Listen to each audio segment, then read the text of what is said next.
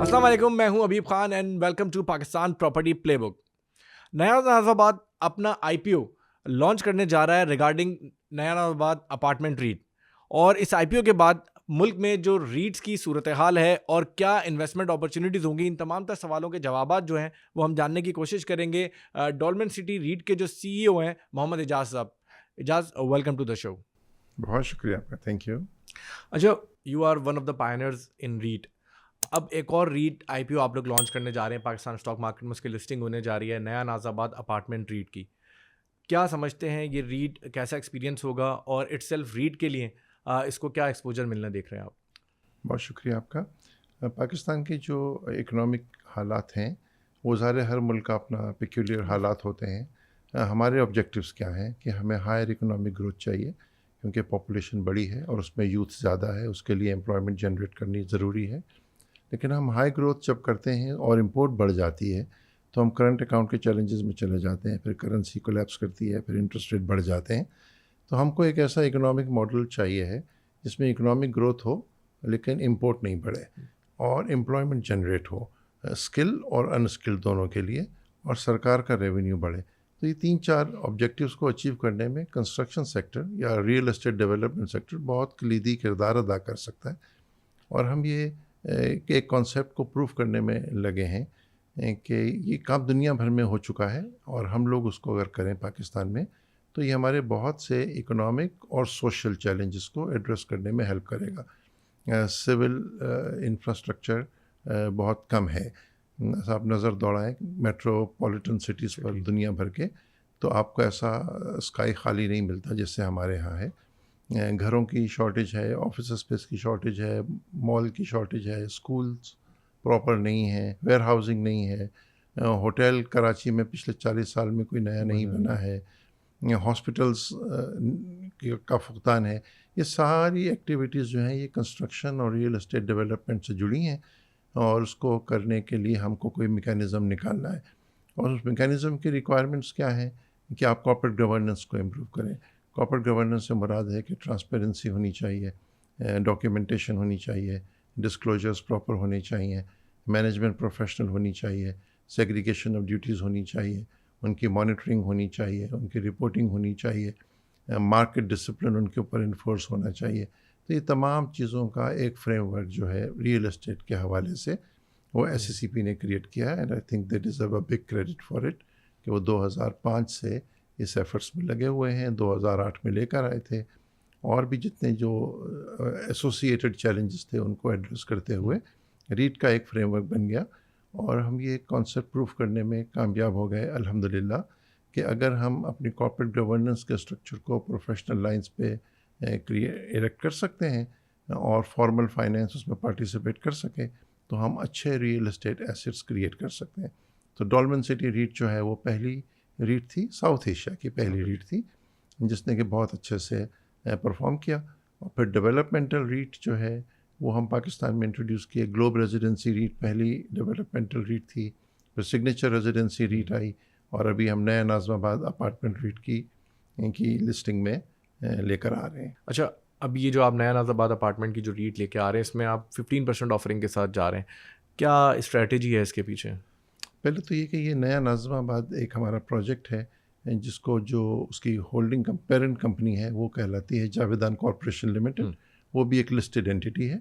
तो ऑलरेडी जो listed entity का डिसिप्लिन और रेगुलेटरी फ्रेमवर्क है वो उसके ऊपर लागू होता है, तो हमने उसी के फ्रेमवर्क में उसको डेवलप किया।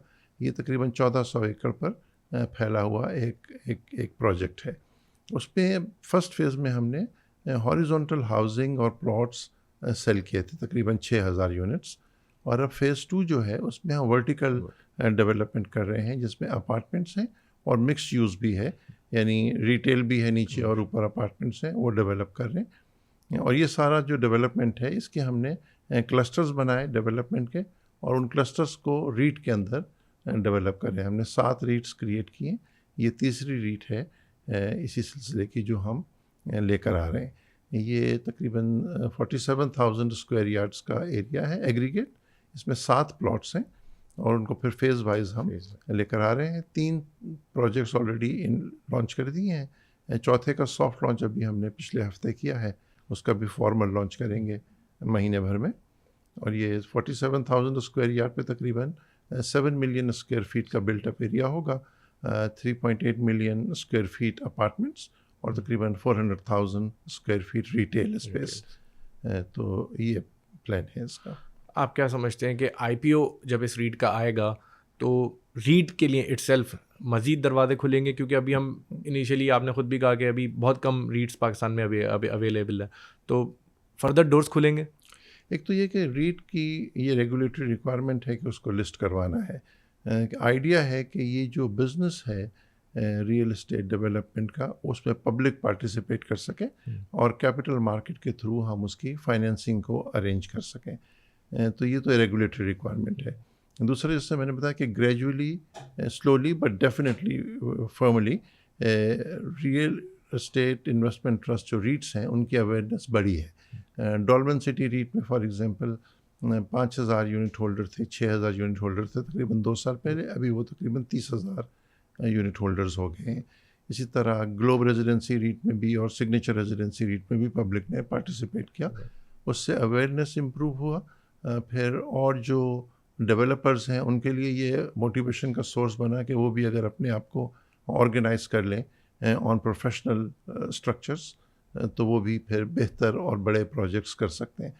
सो इसी की स्पिरिट को साथ लेके चल रहे हैं कि नया नाज़िमाबाद अपार्टमेंट रीट जो है, जैसे मैंने बताया 7 million square feet, 70 lakh square feet का बिल्टअप एरिया है।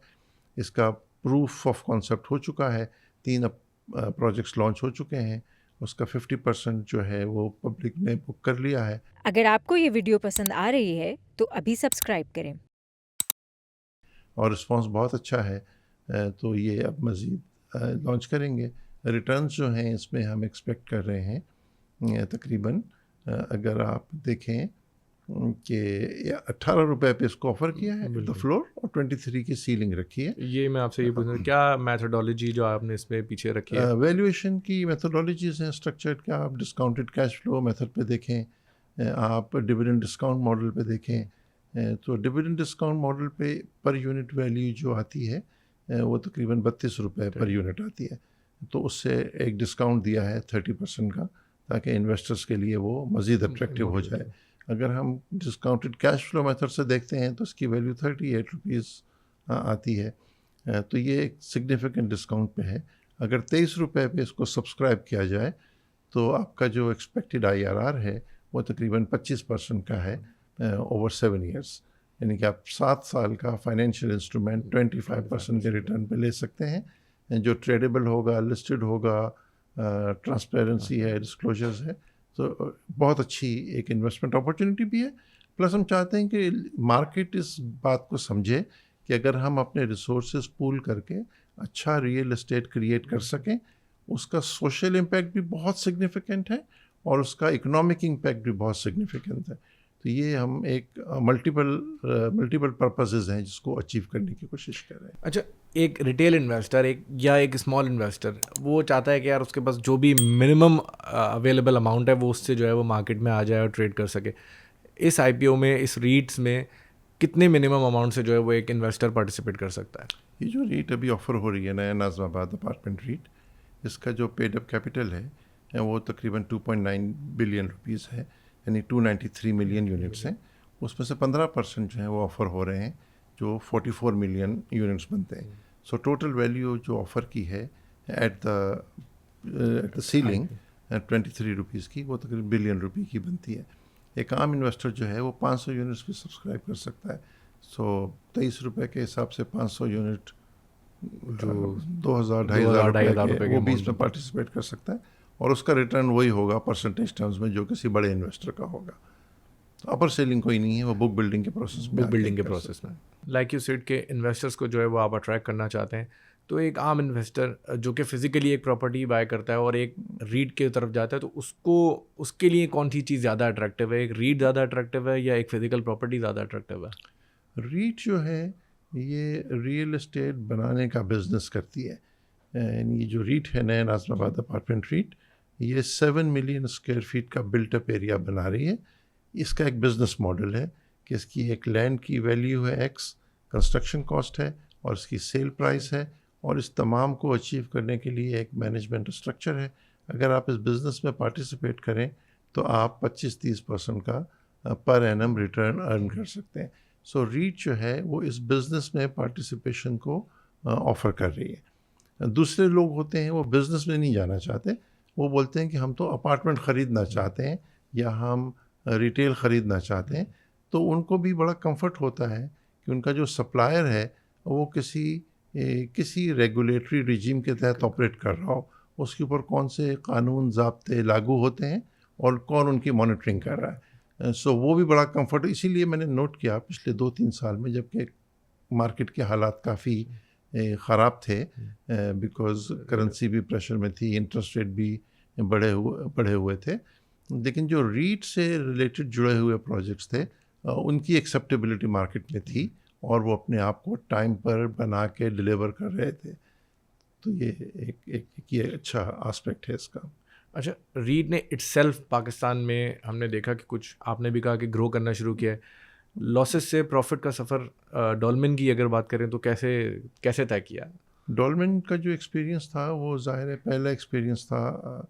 एक कारोबार हो रहा हो जिस पे कोई कानून लागू नहीं होता, वहाँ पे डिसीजन मेकिंग विम्सिकल हो जाती है।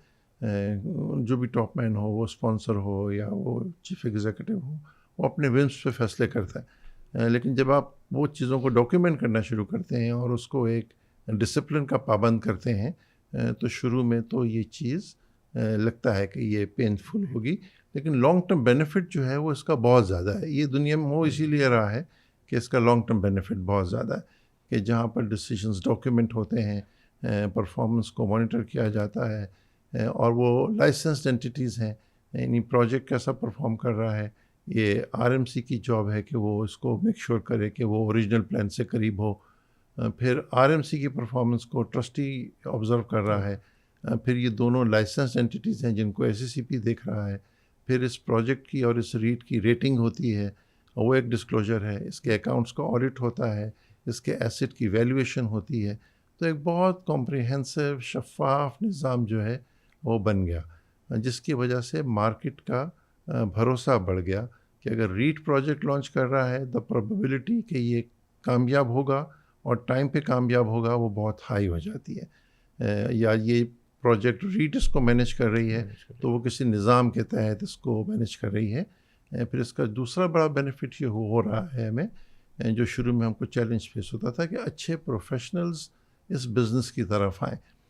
जिससे आपने आई एम श्योर देखा होगा कि जो रेगुलेटेड सेक्टर्स हैं वहाँ पे आपको एक डिफरेंट कैलिबर के प्रोफेशनल्स मिलते हैं। मल्टीनेशनल कंपनीज़ में आपको एक डिफरेंट लेवल का टैलेंट मिलता है।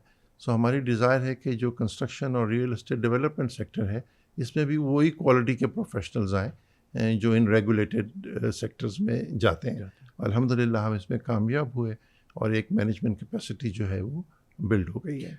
आपने कहा मार्केट में ओवर वेलकम हो रहा है और नया आईपीओ आ रहा है। इस आईपीओ के हवाले से इन्वेस्टर्स को क्या कहना चाहेंगे कि क्या अपॉर्चुनिटी उनके लिए इसमें जो है वो मौजूद है?